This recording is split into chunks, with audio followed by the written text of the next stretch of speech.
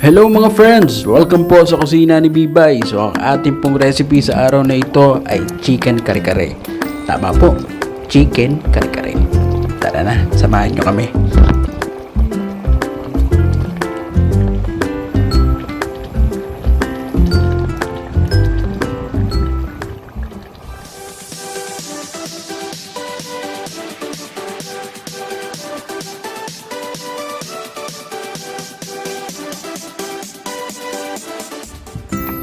At para po sa ating ingredients na ginamit, i-check lang po natin ang ating description box.